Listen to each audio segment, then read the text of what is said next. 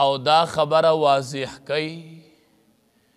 چې مسلمانان بخپل ډیروالی ته نه ګوري او په خپل ډیروالی به اعتماد نه کوي. بروسه او توکل به د الله په ذات باندې کوي. ځکه یوه موقع داسې راغلې وه چې د صحابه کرامو ته خپل ډیروالی ښه ښکاره شو، په دې باندې بروسه وکړله وی مونږ خو ډېر زیات یو، مطمئن شول چې مونږ به دا جنګ ګټو. حال دا دی هغې کې ورته شکست میلو شو. د شکست نه پس بیا الله فتح ورکړله، خو دې کې دا ترغیب ورکو چې اعتماد او بروسه به په خپل کثرت باندې نه کوئ. نو هغه ذکر کوي لقد نصرکم الله فی مواطن، خامخا په تحقیق سره امداد کړو الله ستاسو فی مواطن کثیرتن، په ځایونو ډیرو کې، و یوم حنین او په ورځ د حنین، اذ اعجبتکم کثرتکم، کله چې ښه ولګېدو تاسو ته ډیروالی ستاسو، فلم تغن عنکم شیئا، نو پس پیدا در نکړله تاسو ته دې ډیروالی هیڅ پیدا، وضاقت علیکم الارض، تنگ شوله په تاسو باندې ځمکه، بما رحبت سره د پراخوالي د هغې نه، ثم ولیتم مدبرین، بیا وګرځېدلی تاسو د میدان جنگ نه شا کوونکي وګرځېدلی چې خپل ډیروالی تم وکتل. یعنی الله تبارک و تعالی تاسو ته ډیر په ډیرو ځایونو کې الله ستاسو امداد کړی، خو یو موقع باندې تاسو ته خپل ډیروالی ښه ښکاره شو، د خپل ډیروالی نه مطمئن شولی، نو الله ته هغه ناخوښه شوله، نو تاسو ته شکست میلو شو. حنین چې دی یوم حنین اذ اعجبتکم کثرتکم، حنین چې دی علما وایي د مکی او د طایب په منځ کې یوه وادي ده چې هغې ته حنین وایي. په دې کې حوازن او ثقیف قبیله چې و، په دې کې د هغې سره مقابله شوې وه.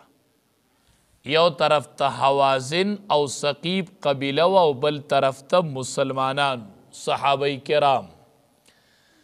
او مقابله شوی و په مقام د حنین کې، او حنین د مکی او د طایب په منځ کې یو ځای دی. علما وایي چې کله فتح مکه وشوله په 8 هجری کې مکه معظمه فتح شوله، نو دا حوازن او ثقیف قبیله چې وی دا ډیر بهادر او په غش ویشتلو کې دا ډیر ماهر، نو دی دا خیال وکړو چې اوس خو صحابه کرامو فتح مکه وکړله، نو دی خو ښه مضبوط شول، نو دی به په مونږ باندې حمله کوي، زمونږ هم اوس خیر نشته دی، او ښه به دی چې مونږ پې ړومبې حمله وکړو. نو مونږ به پې ړومبې حمله وکړو، نو مونږ به فتح وکړو. چې کله رسول الله صلی الله علیه وسلم خبر شو، نو رسول الله صلی الله علیه وسلم حالات و معلوماتو د پاره بعضی صحابه کرام ولیږل. صحابه چې واپس رالل، وی د الله حبیب سره د مالونو، سره د بچو، سره د زنانو د مقابلې د پاره راوتلی دي او مقابلم کوي. نبی کریم صلی الله علیه وسلم ته چې دا اطلاع میلو شوله، نو نبی کریم صلی الله علیه وسلم چې خبر شو چې بچی او زنانه او مالونه هم ایستلی دي، نبی کریم صلی الله علیه وسلم فرمایل وی تلک غنیمت المسلمین غدا انشاءاللہ، وی دا کم مالونه چې ورسره راوتي دي دا به د مسلمانانو غنیمت انشاءالله دا به مونږ الله په غنیمت کې راکوي او دا جنگ به تې مونږ ګټو 12,000 صحابه کرامو لخکر تیار شو په دې کې خو 10,000 صحابه کرام هغه انصار مجاهدینو چې هغې د فتح مکې دپاره راغلي نو 10,000 هغه او 2,000 د مکې نوي مسلمانان شوي وو نو 10,000 د فتح مکې دپاره راغلي او 2,000 ورسره تازه نور مسلمانان شوي نو 12,000 چې وو هغې روان شول حال دا دی په هغې کې بعضې نوي مسلمانانو کمزور ایمان و تازه مسلمانان شوي او علما وایي په دې کې بعضې داسې و چې هغه داسې سرسري ایمان یې راوړی تازه و دا ایمان یې لا په زړه کې چې و نو هغه مضبوط شوی هم نه او دا بیوسلي شوي چې و نو هم دا دخ کو راسخ لا ایمان په زړه کې ونه نو چې کله دی په دغې موقع باندې چې هر کله مسلمانانو خپل لښکر ته وکتل چې دا خو 12,000 دي او د کفارو تعداد چې و هغه 4,000 او دا 12,000 نو دی وی نن خو به هرګز په مونږ باندې څوک غالب نشي ځکه دا خو ډېر لږ دي چرې 4,000 وی چلې 12,000 نو چې دا کلام دوی وکړو نو علما وایي چې د دې کلام نه یو قسم فخر معلوم شو چې فخر یې وکړو په خپل ډیروالي باندې نو الله ته خو د بنده عجزي خوښوي دا کلام نه یو قسم فخر معلومېدو او الله تبارک و تعالی ته عجزي خوښه ده اگر چې صحابه کرامو ګورې دا کلام د فخر او د کبر په وجه نه کړی خو اسې د دې نه ظاهري طور فخر معلومېدو او چې نږدې خلقي نو د دې وړه ګناه سړي ته غټی نو سړی چې د سړي څومره نږدې که نه د هغه معمولي غلطي چې د هغه ورته بیا غټه ښکاري نو دا دومره غټه غلطي نه وه خو د صحابو نه سرزد شول او حسنات الابرار سیئات المقربین د لرې سړي به نیکي او د نږدې سړي به هغه بدي نو چې سړی څومره نږدې نو الله ته دا کلام خوښ نشو نو د دې په وجه مسلمانانو ته شکست میلو شو علما نوعیت داسې بیانوي چې اول مسلمانانو فتح وکړله په مال غنیمت باندې شروع شول راغونډوي او دا کفار چې وو نو دوی ورته په مورچو کې پټ ناست نو د غشو باران یې پې شروع کو د هغې طرف نه نو چې د غشو باران شروع شو نو دوی منتشره شول او هغه نوي مسلمانان نو تازه چې ایمان راوړی هغه ټول په شا شول د میدان جهاد نه رستو روان شول نو چې کله هغې رستو روان شول نو صحابه کرامو چې هغه ولیدل نو میدان جهاد دی او د انسان طبیعت کې طبعي طور خو خامخا یره راځي نو هغه صحابه کرام پسې ولاړل حدیث مبارک کې راځي چې د رسول الله صلی الله علیه وسلم سره په میدان جهاد کې یا 80 کسو یا 100 کسان بس په 12,000 کې یا 80 کسه پاتې دی او یا 100 حدیث مبارک کې راځي رسول الله مبارک ډیر جرأتمند و ډیر غیرتی و په نبی کریم صلی الله علیه وسلم د جرأت پته په دغه ورځ باندې ولګېدله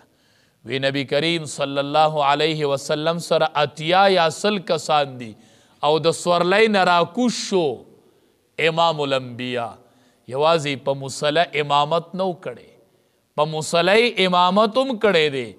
او په میدان جهاد کې بیا سپی سالار هم دی د بهادرۍ پم حد تمام و کفارو بهادري ولیدله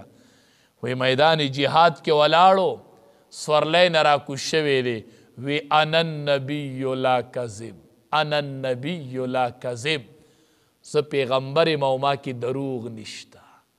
زه پیغمبر یم او ما کې دروغ نشته. انا ابن عبد المطلب، او زه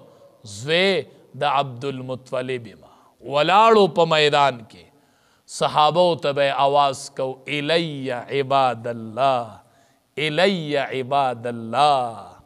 بندیانو د الله ما ته راځئ، ما ته راځئ. انا النبی لا کذب، انا النبی لا کذب. په میدان جهاد کې ولاړو. عباس رضی الله تعالی عنہ چې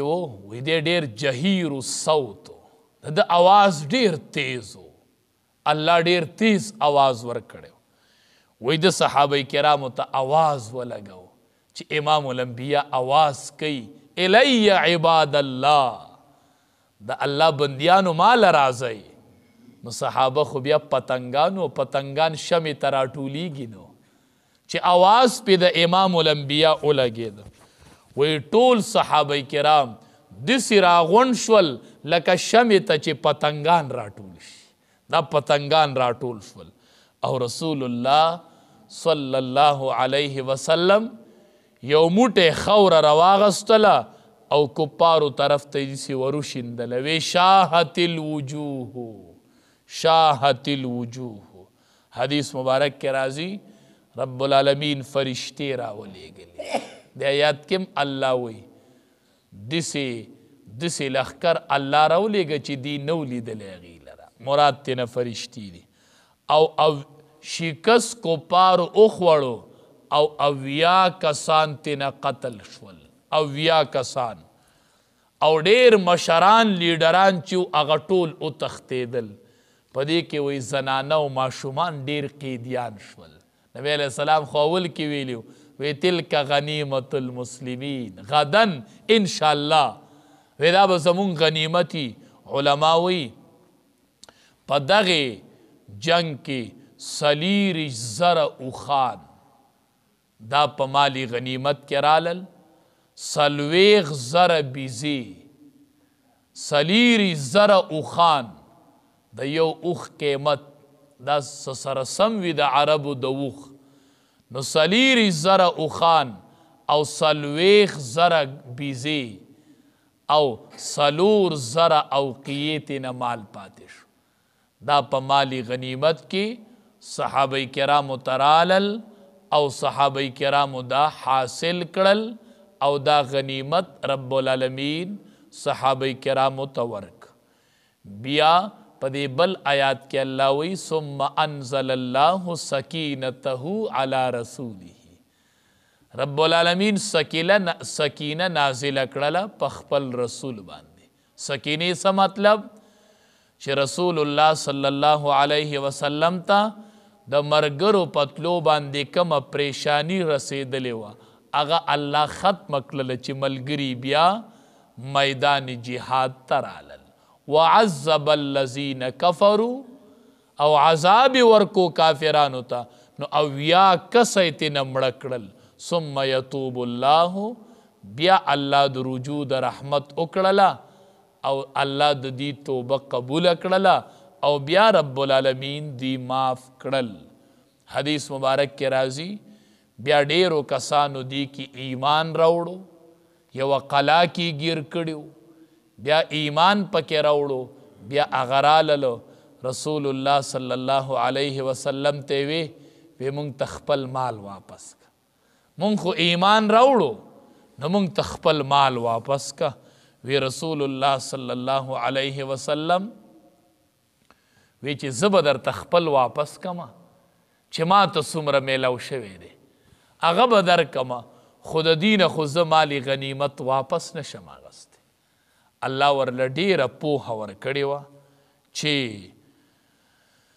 هغې وی نه د الله حبیبه چې مونږ ته خپل ټول مال راوپس شي، ډیره بهتر به مونږ ایمان راوړی دی. رسول الله صلی الله علیه وسلم ډیر هوښیار انسان و، ډیر هوښیارتیا الله ورکړې وه. په هر قوم کې د هر قوم سردار راواغست او ته د خپل قوم سره خبرې وکړه، ما ته بیا حالت بیان کړه چې دوی څه وایي، مال غنیمت دې 100 کسانو له ورکوي واپس، وی ما ته به حال بیان کړي. هر کس چې د خپلې قبیلې حالت معلوم کو دا څومره هوښیارتیا ده. نبی علیه السلام ورته داسې نشي ویلی چې رای کوي چې ورې کو هغې ایمان راوړی دی. دې څومره چې راوړی چې دې ته دا خپل مال واپس شي ځکه هغې خو ایمان راوړو وی خپل به درکمه خو د دینه نشم اخیستی. نو یو کس یې مقرر که وی ته دوی ځان له کېنوه او تپوس دې وکړه د دوی حالت معلوم که او بیا یې ما ته بیان که. هغې چې رالل هر هغه کس هر قبیلې کس راغی نبی علیه السلام ته وایي د الله حبیبه مونږ تحقیق وکړو ښه د زړه په خوشحالۍ هر خاندان دې ته تیار دی چې د کمو کسانو ایمان راوړی دی مونږ دې ته د خپل قیدیان واپس کوو ځکه چې دی په اسلام کې قبول شوله نه اسلام یې راوړو نه مونږ ورته دا هر څه واپس کوو ښه په خوشحالۍ باندې چې کمو کسانو ایمان راوړو هغې ته خپل غنیمت واپس کو. نو ثم یتوب الله بیا الله دې ته اشاره وکړله چې الله د دې هغه دعا قبولیت وکړو. الله یې دعا قبوله کړه چې هغې مسلمانان شول نو مال غنیمت ورته واپس میلو شو. دې کې د هغې ذکر کوي لقد نصرکم الله خامخا په تحقیق سره امداد کړو ستاسو الله پاک فی مواطن کثیرت په ډیرو ځایونو کې و یوم حنین او په ورځ د حنین اذ اعجبتکم کثرتکم کله چې ښه ولګېدو تاسو ته ډیروالی ستاسو فلم تغن عنکم شیئا پس پیدا در نکړه تاسو ته هیڅ پیدا وضاقت علیکم الارض تنګ شوله په تاسو باندې ځمکه بما رحبت سره د پراخوالي د ځمکې نه ثم ولیتم مدبرین بیا وګرځېدلی تاسو د میدان نشا کوونکي دشمن ته. نو ثم انزل الله سکینته بیا الله راولیږله سکینه او تسلی د خپل طرف نه علی رسوله په رسول خپل وعلى المؤمنین او په مؤمنانو باندې وانزل جنودا لم تروها راولیږه داسې لښکر چې نه دی لیدلی تاسو هغې لره فرشتې هم راولیږلې وعذب الذین کفروا عذاب ورکو کافرانو لره چې اویا تنه ترې مړه شول. وذلک جزاء الکافرین او دا سزا د کافرانو ده. ثم یتوب الله بیا مهربانی وکړه الله په توفیق درکولو د توبې سره چې تاسو له د توبې توفیق درک من بعد ذالک پس د دینا علی من یشاء هغه چاته چې وی غوښتله والله غفور الرحیم الله بخونکې او رحم کوونکې دی.